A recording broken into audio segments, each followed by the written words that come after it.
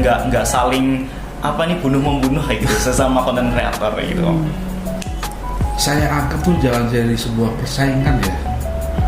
Anggap aja apa ya istilahnya saling ini aja sih mengisi menurut saya. Jadi kalau bisa kalau masih punya persaingan podcast tetangga yang lain atau apa, kalau bisa rangkul malah.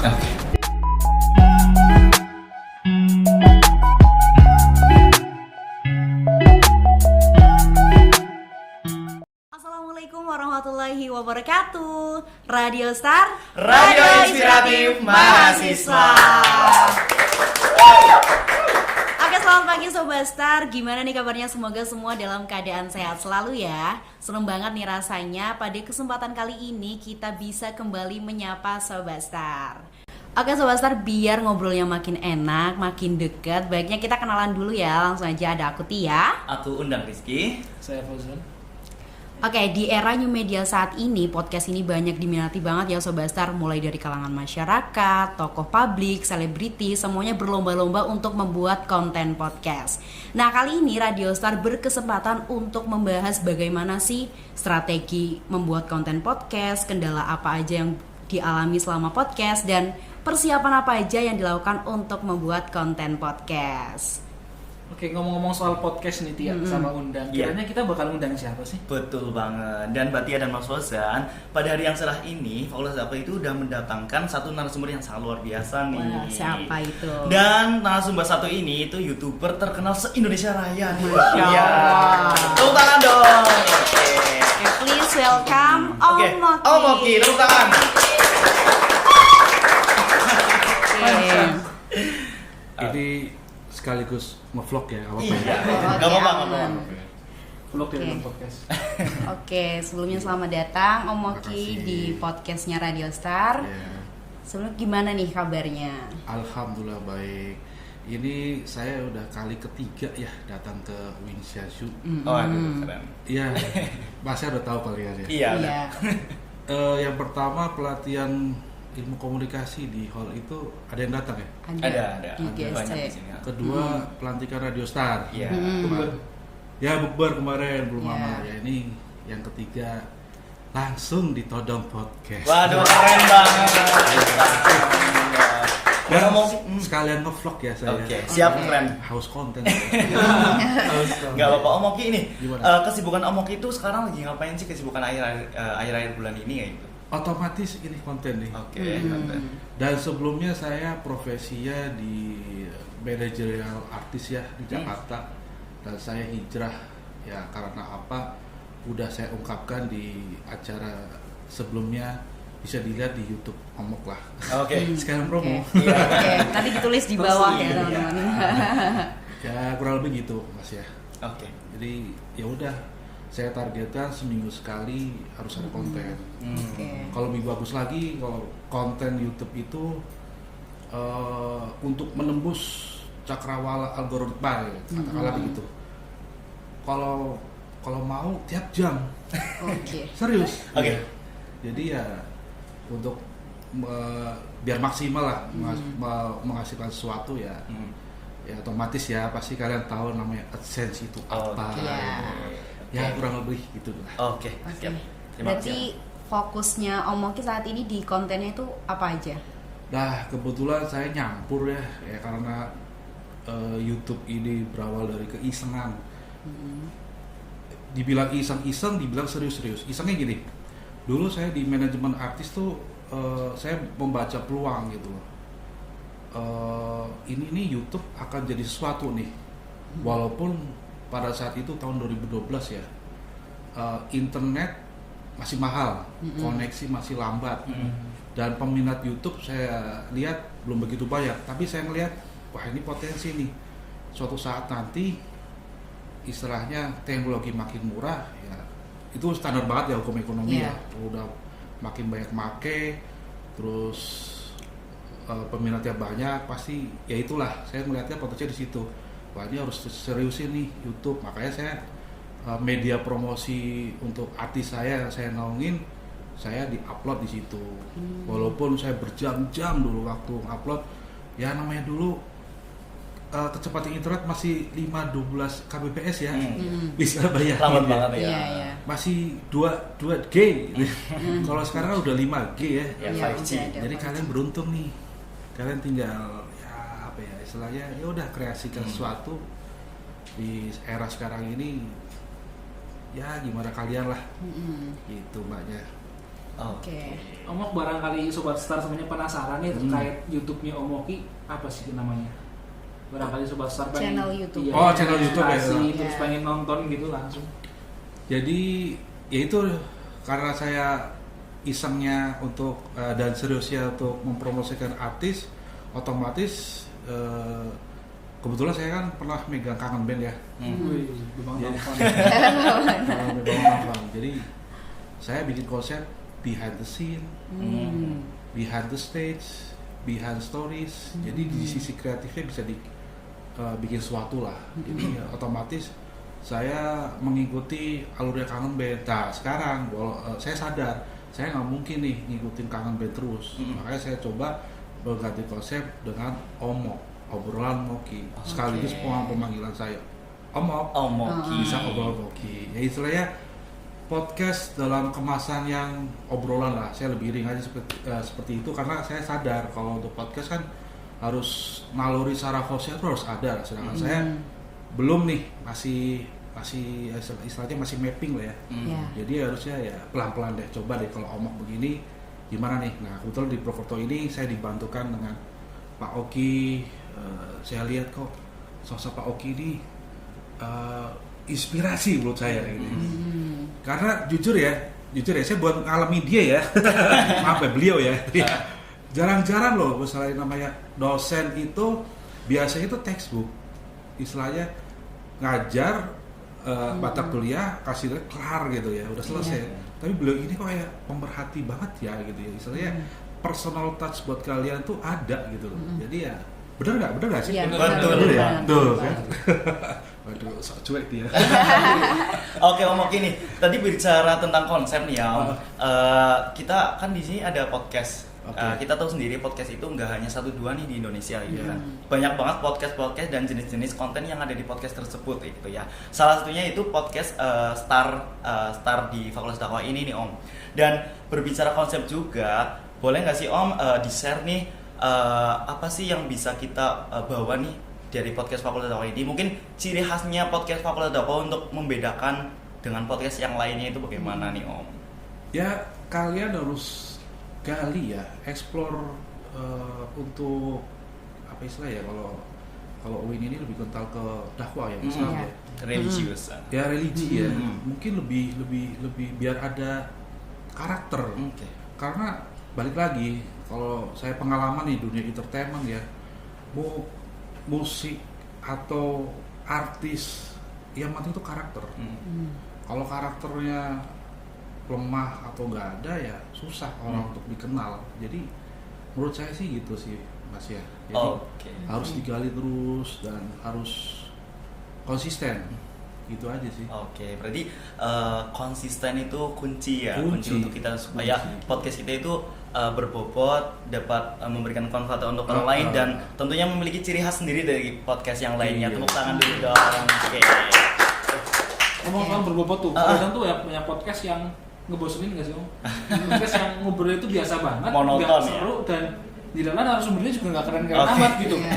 Tapi itu nggak masalah ya, yang penting kan dalam obrolannya keren gitu. Tapi kadang-kadang podcast yang ngebosenin gitu. Monoton. Ya balik lagi masalah selera sih Mas ya. Itu masalah selera ya.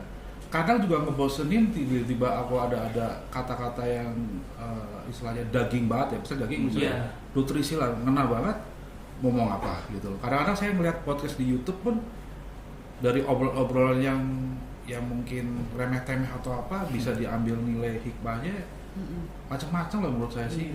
Menurut saya itu selera sih, selera. Jadi kalian kalau misalkan kayak gini aja deh, kayak saya bicara kayak mungkin yang lagi heboh ya, kayak Deddy Corbuzier ya, close the door ya dia ya. Sekarang basicnya dia apa sih? Pesulap kan. Kenapa dia bisa jadi podcast yang terkenal itu? Iya. Padahal sebelumnya Deddy Corbuzier itu kan sebelumnya udah ada podcast itu nggak salah di D3 ya, misalnya Pertama. yang pengenalan gitu ya.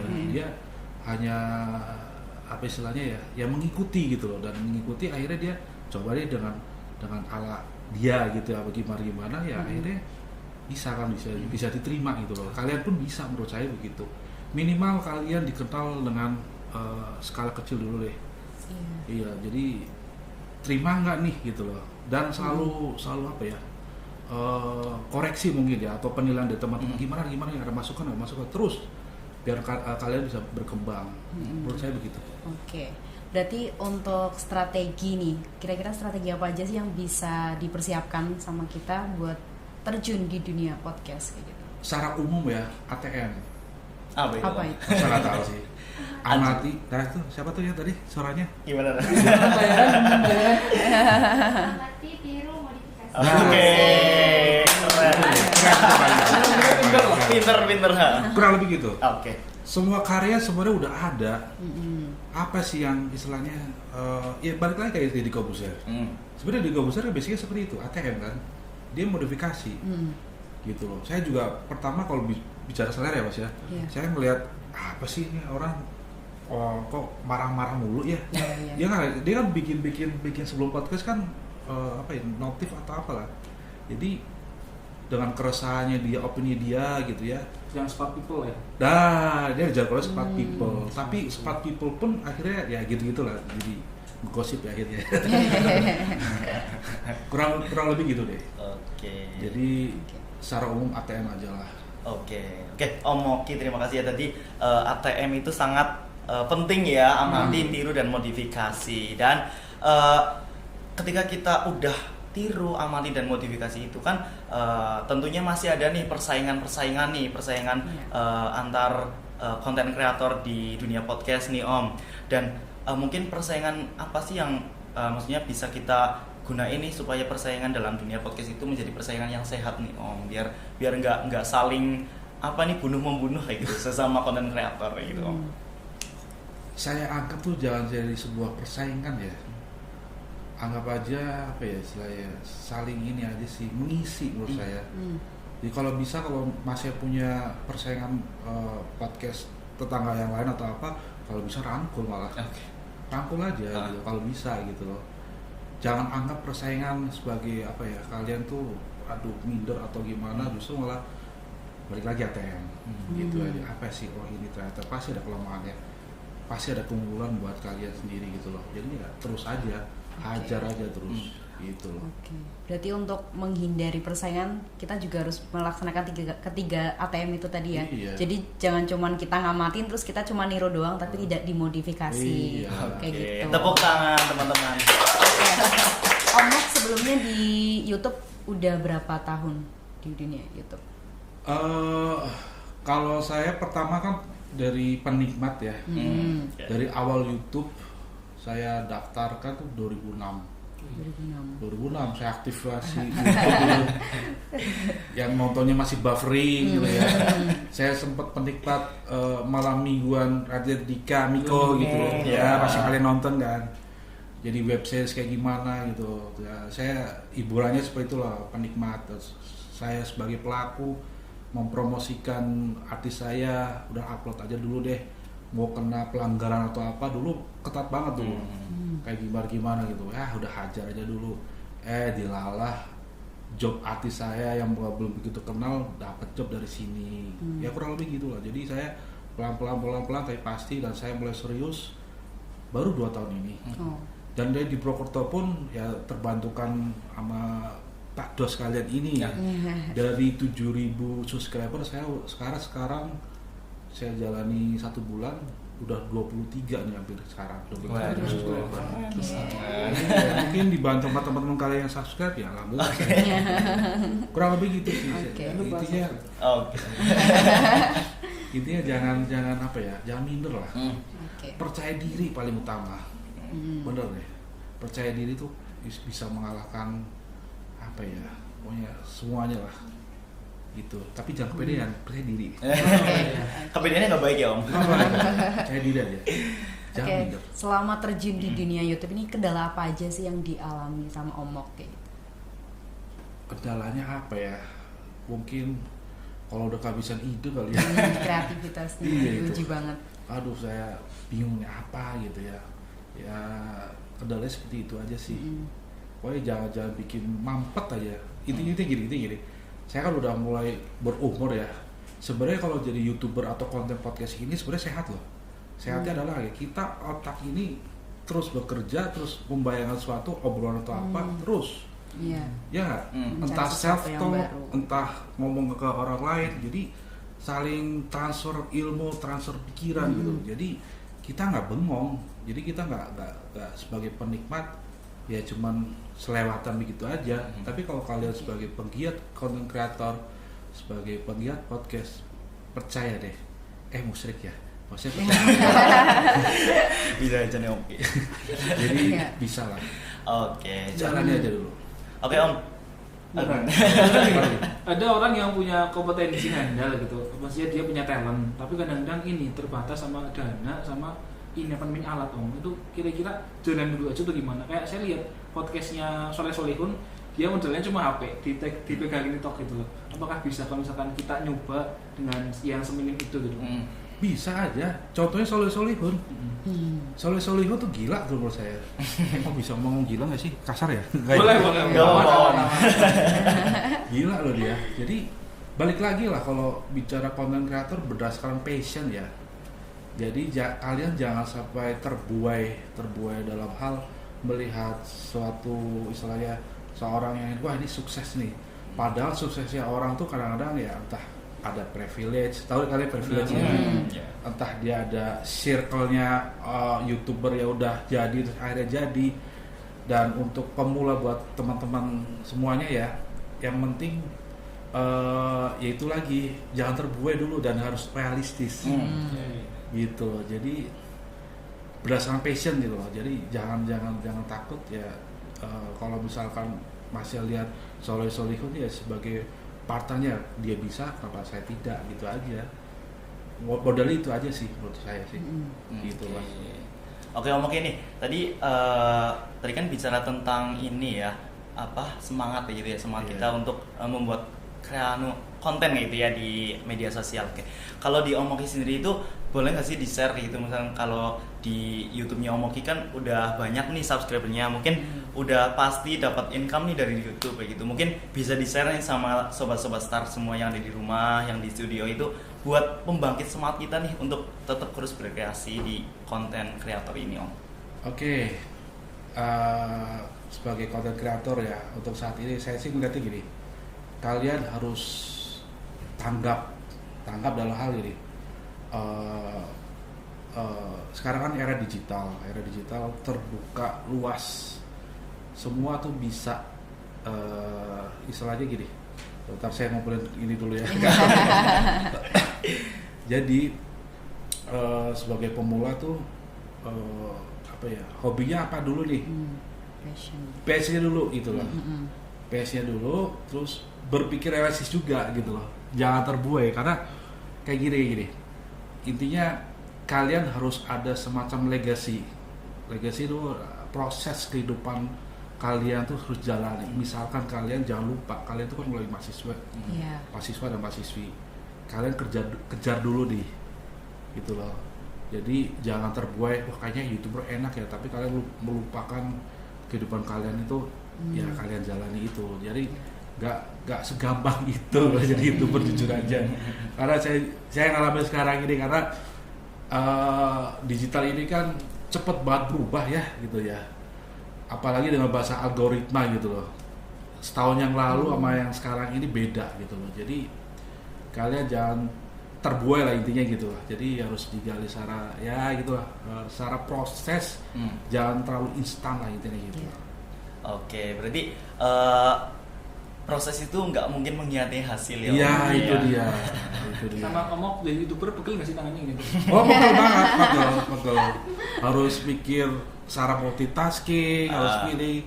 Dan jadi YouTuber itu, menurut saya itu akan menular tuh belajar editing, lighting, script writer, apalagi ya. Ya pernah kan saya dibicarain ke mereka, kurang lebih gitu loh. Jadi sayang kalau kalian jadi penikmat gitu loh. Apalagi sekarang kayak TikTok ya lagi happening ya. Iya. Nonton aja dibayar, ya kan? Iya. Ngundang aja dibayar. Apalagi kalian sebagai content creator.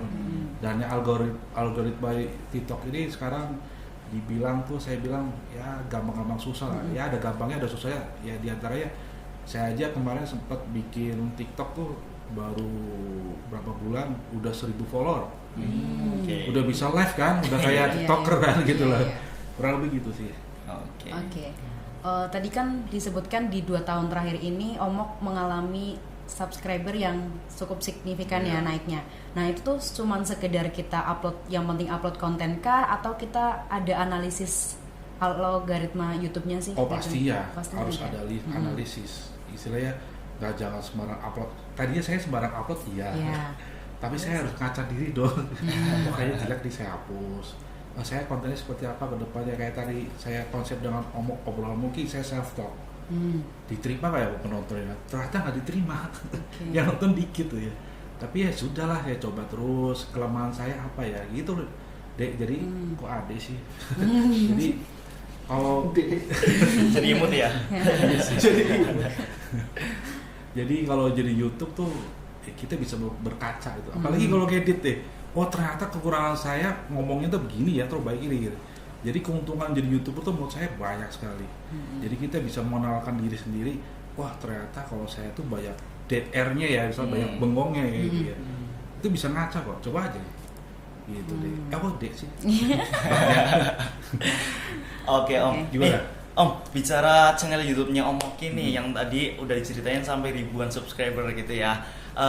Sebenarnya YouTube-nya Om Oki ini, channelnya Om Oki ini tuh bicara tentang apa sih? Apa random? Apa gimana nih untuk, dan apa nih?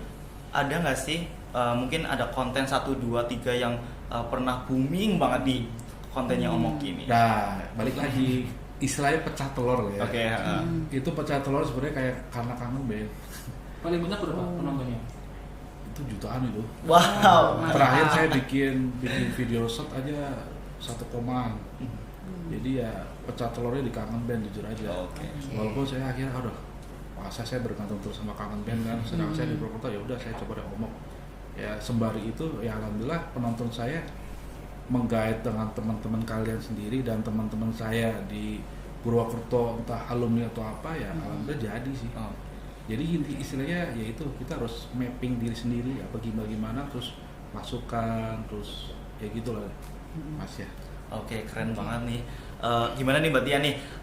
Tadi udah kita ngobrol nih sama Om Oki gitu ya, salah satu YouTuber yang patut kita contoh gitu ya. Apalagi Om Oki ini salah satu YouTuber lokal yang ada di Banyumas nih. Mbak Tia ada nggak nih niatan nih mau jadi YouTuber gitu? Boleh dicoba kalian dong. Boleh masuk itu juga ya? Collab. Bervokal lebih baik sih. Oke. Oke. Tadi kan analisisnya lebih ke evaluasi diri kita Iya. ya. Nah, gimana caranya secara teknis analisis di YouTube-nya kayak gitu? Mungkin dari jumlah viewersnya atau gimana kayak gitu? Ada analisis tersendiri kah? Sebenarnya vision on goal-nya mbaknya kalau bikin YouTube apa nih? Misalkan mbaknya bikin coba deh saya tutorial masak misalnya atau make up gitu. Iya. Coba aja jalannya aja dulu. Dan algoritma YouTube itu hampir sama TikTok. Jadi kalau bisa tiap hari upload, mau tiap jam juga boleh, blenger mbak, pegel pasti serius. Atau seminggu sekali juga gak apa-apa, coba deh. Yang penting satu itu ya, jangan terpancing dengan istilahnya apa yang kalian ditonton. Misalnya nih penghasilan 1.000 subscriber, penghasilan ini, saya baru itu kadang-kadang ya namanya video itu kan bisa diedit, ada gimmick gitu ya. Coba aja lah kalian terjun deh, pasti kalian akan tahu oh ternyata begini ya. Jadi ya balik lagi analisis emang perlu dan berdasarkan apa yang kalian suka gitu, hobi gitu. Itu mbaknya. Kalau di YouTube kan ada yang namanya istilahnya pansos ya. Iya. Kayak kita bikin sosokan kayak ada konflik biar viewer naik atau mungkin pura-pura beli apa. Malah dulu kayak ada mobil yang viral banget pindah-pindah tangan biar setiap YouTuber yang artis tuh naik daun gitu kan. Kata Omok halal nggak sih? Maksudnya boleh nggak sih di persaingan YouTube pansos itu? Kalau bicara halal atau haram tuh pandangan masing-masing ya. Maksudnya keren nggak sih gitu pansos? Dibilang keren gini. YouTube itu video terutama apalagi entertainment ya sekarang ini ya ibarat kayak masakan ya, itulah bumbu ya. Kalian mau cari itu apa? Prestasi, sensasi, itu aja sih. Kira kalian tinggal kejarnya mana nih gitu ya. Apalagi ntar kalau misalnya ngejar legasi, otomatis prestasi dong. Kalian perjuangkan. Kalau sensasi mah gampang deh. Soalnya maaf ya kalau ada di YouTube bengong selama 10 jam gitu. Ada yang nonton loh. Ada yang nonton gitu. Yang nonton bengong berarti. Iya, bengong kan. Kayak gitu loh. Kita malah tahu ya namanya dunia entertainment kadang-kadang saya nggak bisa nilaikan kayak gini patternnya nggak bisa. Tutorial bernafas itu Ada. Iya kan? Ya sekali lagi ya kan tutorial bernafas, buka aqua, pakai sendok, kan aneh-aneh gitu. Ada yang nonton gitu. Terus orang yang terkenal gara-gara itu ya maaf ya gitu ya. Gara-gara ngomong terkenal gitu ya. Maksudnya tinggal kalian pilih yang mana itu, mau jalur yang mana gitu. Kalau saya sarankan sih lebih baik legasi kalian prestasi lah sambil jalan gitu ya. Saya berdasarkan hobi, explore, gali potensi gitu. Sambil jalan aja dengan wadah Radio Star ini menurut saya ya bagus. Gitu. Oke Om, bicara tentang konten gitu ya kan. Kalau konten kan kita menghadapi netizen itu kan berbagai macam gitu ya Om. Netizen Indonesia gitu ya. Oke, itu kan di netizen kan ada sebutan namanya haters gitu ya. Orang yang kurang suka nih sama konten kita gitu ya. Dan Om Oki ngalamin nggak sih punya haters dan cara mungkin Om Oki menanggapi gitu biar netizennya itu nggak semakin keterlaluan itu gimana nih Om? Selama ini saya dapat komenasi belum ya, belum ya jujur aja. Cuman ada sih satu kuncinya sih bodoh amat ya. Gitu jangan kalian tuh hanya mikir segelintir orang tapi target kalian kan jutaan. Mikir gitu aja. Jadi saya mikir gitu aja sih, nggak peduli lah. Jadi kalau misalnya kalian pengen dunia entertainment, resiko konsekuensinya itu ada dan kalian harus secara mental ya udah hadapi gitu loh. Dan intinya self defense lah, enjoy aja udah. Kalau kata Pak Dos kalian tuh kalau di kompetisi kan kalian tuh harus fokus dalam diri sendiri, itu aja udah. Oke. Intinya bodo amat ya gitu ya. Karena orang-orang di luar sana yang suka dengan konten kita itu lebih banyak daripada yang nggak suka. Iya. Tepuk tangan dulu dong. Udah motivator. Oke, mungkin ini nih pertanyaan terakhir nih Om. Mungkin buat Sobat Star itu ya di rumah ataupun di kampus nih, kampus Insaisu itu mau nih lihat konten-kontennya Om Oki itu bisa nih di-spill Instagram atau YouTube-nya tuh, Facebook-nya itu apa aja nih Om? Moki Santoso. Moki Santoso, Iya. semuanya dari Facebook, TikTok, Instagram, YouTube. Kebetulan saya udah gercep lah Moki Santoso udah. Oke, jadi satu paket. Iya. Ini follower naik. Follower naik. Mudah-mudahan. Betul. Oke, mungkin Enough. iya. Terima kasih Om Oki Ya, dengan sama-sama. sharing sessionnya pada siang hari ini ya. Mudah-mudahan bermanfaat. Amin. Buat Tentunya teman-teman bermanfaat. ya istilahnya mudah-mudahan 5 atau 10 tahun ke depan lagi saya melihat wih ini Wah. lulusan Radio Star nih. Amin. Terima kasih Om. Ya. Oke.